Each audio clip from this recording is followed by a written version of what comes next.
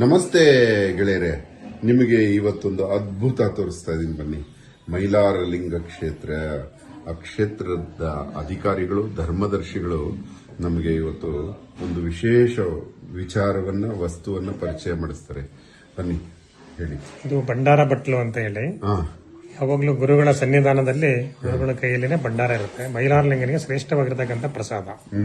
ಅದನ್ನ ಭಕ್ತರಿಗೆಲ್ಲರಿಗೂ ಹಣೆಗೆ ಹಚ್ಚಿ ಆಶೀರ್ವಾದ ಮಾಡ್ತಕ್ಕಂಥದ್ದು. ಇದು 548 ವರ್ಷದ ಬಟ್ಲೆ. ಇದು ಹೌದಾ? 548 ವರ್ಷ ಕೆಳದಿ ಶಿವಪ್ಪ ನಾಯಕ ಅವರು ಕೊಟ್ಟಿರೋದಂತ ಇತಿಹಾಸ ಇದೆ. ಇದರಲ್ಲಿ ನಮ್ಮ ಕ್ಷೇತ್ರದಲ್ಲಿ ಇರ್ತಕ್ಕಂಥ ಎಲ್ಲಾ ದೇವತೆಗಳು ಇದರಾಗಿದ್ದಾರೆ.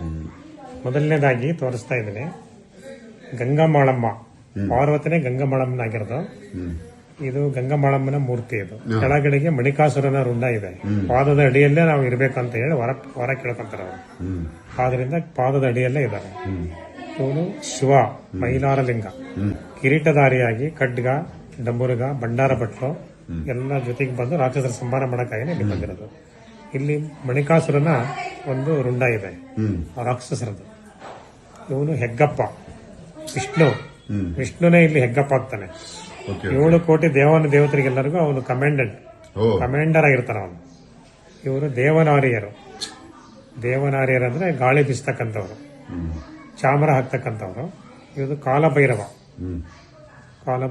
ಇದು ವೀರಭದ್ರ, ಈಶ್ವರ ಬಸವಣ್ಣ, ಇವನು ಗಣಪತಿ, ಇದು ಷಣ್ಮುಖ, ಇದು ಕುದುರೆ ಮೇಲೆ ಯುದ್ಧ ಮಾಡೋ ಮೈಲಾರಲಿಂಗೇಶ್ವರ, ಕಾಮಧೇನು ಕಲ್ಪವೃಕ್ಷ, ಇದು ಸಿಬಾರ. ನಮ್ಮ ಭಕ್ತರು ಎಲ್ಲೆಲ್ಲಿ ಹಳ್ಳಿಗಳಲ್ಲಿದ್ದಾರೆ ಅಲ್ಲಿ ಊರ ಹೊರಗಡೆ ಒಂದು ಸಿಬಾರ ಅಂತ ಮಾಡಿದ್ದೀವಿ. ಅಲ್ಲಿ ಐಡೆಂಟಿಟಿ ಅಂತ ಅದು. ಇಲ್ಲಿ ಮೈಲಾರಲಿಂಗನ ಭಕ್ತರಿದ್ದಾರೆ ಅಂತ, ಇದನ್ನೇ ದೇವರ ಅಂತೇಳಿ ಪೂಜೆ ಮಾಡ್ತಾರೆ. ಇಂಥ ಒಂದು 548 ವರ್ಷದ ನಮ್ಮ ಪೂರ್ವಜರೆಲ್ಲ ಹಿಡ್ಕೊಂಡಿದ್ದಾರೆ. ಅವರೆಲ್ಲ ಹಿಡ್ಕೊಂಡಂತ ಬಟ್ಲಿದು. ಈ ಬಟ್ಲು ಒಳಗೆ ನೀವು ಏನು ಶೇಖರಿಸ್ತೀರಿ? ಇದನ್ನ ಭಂಡಾರ ಅಂತ ಹೇಳಿ ಚಂಪಾಸೃಷ್ಟಿ ದಿನ ತಯಾರು ಮಾಡಿದಂತ.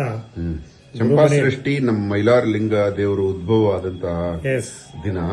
ಅವತ್ತು ಈ ಹಳದಿಯಲ್ಲಿ ಸರ್ಜರಸ್ ಮೊದಲಾದ 16 ಆಯುರ್ವೇದಿಕ ಮೂಲಿಕೆಗಳಿಂದ ತಯಾರಾಗುತ್ತೆ. ಆ ಹಳದಿಯಲ್ಲಿ ಜಟಾಮಾನ್ಸಿ, ಬ್ರಾಹ್ಮಿ, ಎಲ್ಲ ಆಯುರ್ವೇದಿಕ ಔಷಧಿಗಳನ್ನು ಸೇರಿಸಿ ಮಾಡ್ತಾರೆ. ನವರತ್ನಗಳ ಭಸ್ಮ ಹಾಕ್ತಾರೆ. ಇದು ತುಂಬಾ ಜನ, 20 ಲಕ್ಷ ಜನ ಪ್ರತಿ ವರ್ಷ ಇದನ್ನ ಸ್ವೀಕರಿಸ್ತಾರೆ. ಇದನ್ನ ನೋಡಿ, ಅದನ್ನ ಅದೇ ಆಚಾರ ನಡೆಸ್ಕೊಂಡ್ ಬಂದಿದ್ದಾರೆ ಇವರು ಮಹಾಪುರುಷರು.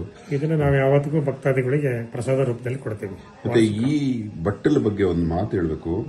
ಈ ಬಟ್ಟಲನ್ನ ಇವಾಗ ನಾವು ಟೆಕ್ನಾಲಜಿಯಲ್ಲಿ ಮಾಡಬಹುದೇನೋ, ಆದ್ರೆ ಆ ಕಾಲದಲ್ಲಿ 600 ವರ್ಷದ ಹಿಂದೆ ಇದನ್ನ ಮಾಡಿದ್ದಾರೆ ಅಂದ್ರೆ ಇಟ್ ಈಸ್ ಮೋಲ್ಡಿಂಗ್ ಟೆಕ್ನಾಲಜಿಲಿ ಎಂತ ಫಾರ್ವರ್ಡ್ ಇತ್ತು ನಮ್ಮ ಒಂದು ವಿಗ್ರಹ ಮಾಡುವ ವಿಧಾನ, ಬಟ್ಲು ಮಾಡುವ ವಿಧಾನ. ತುಂಬಾ ಖುಷಿ ಆಯ್ತು ಗೆಳೆಯರೆ. ಕೆಳದಿ ವಂಶಸ್ಥರು ನಮ್ಮ ಶಿವಪ್ಪ ನಾಯಕ ಕಪಿಲಮುನಿ ಗುರುಪೀಠಕ್ಕೆ ಅರ್ಪಣೆ ಮಾಡಿದ್ರು. ಇದಕ್ಕೆ ಯಾವ್ದು ಅನ್ಲಿಮಿಟೆಡ್ ವ್ಯಾಲ್ಯೂ? ಪಂಚಲೋಹ, ಬಂಗಾರ ಜಾಸ್ತಿ ಇದೆ. ಹೌದು, ಬಂಗಾರ ಇರುತ್ತೆ, ಬೆಳ್ಳಿ ಇರುತ್ತೆ, ಮತ್ತೆ ತಾಮ್ರ ಇರುತ್ತೆ, ಜಿಂಕ್ ಇರುತ್ತೆ, ಟಿನ್ ಇರುತ್ತೆ ಇದರಲ್ಲಿ. ಈಗ ಅದೇ ತರನೇ ಇದು ಶಿಥಿಲ ಆಗ್ತಾ ಬರ್ತಾ ಇದೆ, ಎಲ್ಲ ತೂತು ಬಿದ್ದಿದೆ. ಒಂದೇ ಮೆಟಲ್ ನಲ್ಲಿ ಮಾಡಿಸಿದೀವಿ ಈಗ. ಸೇಮ್ ಮಾಡಿಸಿದ್ರಾ? ಯಾವಾಗ ಮಾಡಿಸಿದ್ದು? ಈಗಾನೇ ಒಂದು 2 ವರ್ಷ ಆಯ್ತು. ನಿಮ್ ಭಕ್ತಾದಿಗಳು ಬೇಕು ಅಂದ್ರೆ ಇದು ಅಲ್ಲ, ಇದು ಇಂಥದ್ದು ಬೇಕು ಅಂದ್ರೆ ಮಾಡಿಸ್ಕೊಡ್ತೀವಿ. ಇದು ನವರತ್ನಗಳೆಲ್ಲ ಹಾಕಿದ್ದೀವಿ. ಈಗೇನ್ ತೋರಿಸಿದ್ದಲ್ಲ, ಎಲ್ಲಾ ದೇವರುಗಳು ಲೇಟೆಸ್ಟ್ ಟೆಕ್ನಾಲಜಿ ಮಾಡಿರೋದು. Latest technology. ಬೆಳ್ಳಿ 2 kg ಮಾಡಿದ್ದಾರೆ. ನೀವೇನು ಗ್ರೇಟ್ ಅಪ್ಪ. ನೋಡಿ, ನವರತ್ನಗಳು ನೋಡಿ, ಮರಕತ, ಪುಷ್ಯರಾಗ, ಗೋಮೇದಕ, ಮಾಣಿಕ್ಯ ನೋಡಿ. ಅಯ್ಯೋ, ಎಲ್ಲ ಒರಿಜಿನಲ್. ಮುತ್ತಿದೆ ನೋಡಿ, ಮೌಕ್ತಿಕ ಅಂತಾರೆ ಅದನ್ನ ನೋಡಿ. ಎಲ್ಲಾ ರತ್ನಗಳು ಇದೆ ಅಲ್ಲಿ. ವಜ್ರ ಇದೆ, ವೈಡೂರ್ಯ ಇದೆ. ಖುಷಿ ಆಗುತ್ತೆ. ವಜ್ರ, ವೈಡೂರ್ಯ, ಗೋಮೇದಕ, ಪುಷ್ಯರಾಗ, ಮರಕತ, ಮಾಣಿಕ್ಯ, ಮೌಕ್ತಿಕ ಇವೆಲ್ಲ ನವ ರತ್ನಗಳು. ಮಹಾನ್ ಪ್ರಸಾದ. ತುಂಬಾ ತುಂಬಾ ಸಂತೋಷ ಆಯ್ತು. ಮುಟ್ಬೋದು. ಇದು ಪ್ರಸಾದ ಹಚ್ಕೋಬೇಕು. ತುಂಬಾ ಸಂತೋಷ ಗೆಳೆಯರೆ. ಇದು ಮಹಾನ್ ಪ್ರಸಾದ. ಇದು ಎಲ್ಲಾ ಗುರುಗಳಿಂದ ಭಕ್ತರಿಗೆ ಹಣೆಗೆ ನಾವು ಭಂಡಾರವನ್ನ ಹಚ್ತೀವಿ. ಇದರಿಂದನೇ ಗೌರವಗಳಿಗೆಲ್ಲ ಕಾರಣಕ್ಕೆ ಉಳಿಬೇಕಾದ್ರೆ ಭಂಡಾರ ಆಶೀರ್ವಾದ ಮಾಡಿ ಕಾರಣಕ್ಕೆ ಉಳಿಸ್ತಕ್ಕಂಥದ್ದು. ನಂತರ ಪವಾಡಗಳು ಅಂತ ನಡೀತದೆ ಇಲ್ಲಿ.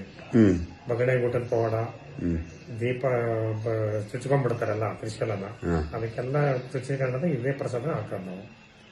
ಇದೇ ಮೆಡಿಸಿನ್. ಸರಪಳಿ ಹರಿತಾರೆ, ದಪ್ಪನ ಸರಪಳಿನ. ಅದನ್ನ ಹರಿಬೇಕಾದ್ರೂ ಈ ಭಂಡಾರ ಪ್ರಸಾದ ಶಕ್ತಿ ಅಂದರೆ ಗುರುಗಳ ಆಶೀರ್ವಾದ ಮಾಡಿದ ನಂತರ ಅದನ್ನ ಹರಿತಾರೆ. ಈ ಭಂಡಾರವನ್ನು ಮೈಲಾರಲಿಂಗನ ಉದ್ಭವ ಲಿಂಗಕ್ಕೆ ಗುರು ದಂಪತಿಗಳು ಕೆಂಪಾಸೃಷ್ಟಿ ದಿನ ಇದನ್ನ ಗುರು ಮನೆಯಲ್ಲಿ ತಯಾರು ಮಾಡ್ಕೊಂಡು ಹೋಗಿ ಸಹಸ್ರನಾಮದಿಂದ ಇದನ್ನು ಪೂಜೆ ಮಾಡ್ತೀವಿ. ಒಂದೇ ಒಂದು ದಿನ ಅವತ್ತು ಮರುದಿವಸ ಇದನ್ನು ಹೊಸ ಭಂಡಾರ ಅಂತ ತೆಗೆದು ವರ್ಷ ಪೂರ್ತಿ ಈ ಭಂಡಾರವನ್ನು ನಾವು ಕೊಡ್ತೀವಿ. ಮೈಲಾರಲಿಂಗನಿಗೆ ಪ್ರಿಯವಾಗಿರ್ತಕ್ಕಂಥ ಪ್ರಸಾದ ಭಂಡಾರ. ಅವನ ಭಂಡಾರ ಪ್ರಿಯ. ಈ ಭಂಡಾರ ಅಹೋರಾತ್ರ ದಿನ ಬಳಸ್ತಾನೆ. ನೀವು ವಿಡಿಯೋಸ್ ಅಲ್ಲಿ ನೋಡಿರ್ಬೋದು. ನನಗೆ ತುಂಬಾ ಇಷ್ಟ. ಮತ್ತೆ ಇದೊಂದು ವಿಚಾರ ಇವರಿಗೆ ಹೇಳ್ತೀನಿ. ಯದುಕುಲ ತಿಲಕರು ಇವರು. ಯದುಕುಲ ತಿಲಕದಲ್ಲಿ ಏನಾಗುತ್ತೆ, ಕೃಷ್ಣದೇವರಾಯರು ಅವರು ನಮ್ಮ ತುಳುವರಸ ಈ ಒಡೆಯಾರ್ ಅನ್ನೋದು ವಿಜಯನಗರ ಸಾಮ್ರಾಜ್ಯ ಮತ್ತೆ ಮೈಸೂರನ್ನ ಆಳ್ತಾರೆ.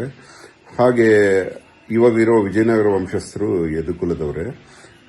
ಆದರೆ ಎಲ್ಲರೂ ರಾಜ್ಯ ಕಟ್ಟಿ ದೇಶ ಆಳ್ತಾ ಇದ್ರೆ ಇವರ ಪೂರ್ವಜರು ನೋಡಿ, ಅದೇ ಕುಲದವರು. ಇಲ್ಲಿ ಮೇಲೆ ಫೋಟೋಸ್ ಇದೆ. ಇವರು ದೇವರ ಸೇವೆಗೆ ತಮ್ಮನ್ನು ಮುಡಿಪಾಗಿಟ್ಕೊಂಡು ಯಾವುದೇ ಒಂದು ರಾಜಾಹಂಕಾರ ಇಲ್ಲದೆ ನಿರಹಂಕಾರದಿಂದ ಭಕ್ತಿಯಿಂದ ದೇವರ ಸೇವೆ ಮಾಡ್ಕೊಂಡು ಬರ್ತಾ ಇದ್ದಾರೆ. ಧನ್ಯವಾದ. ಅಹೋರಾತ್ರ.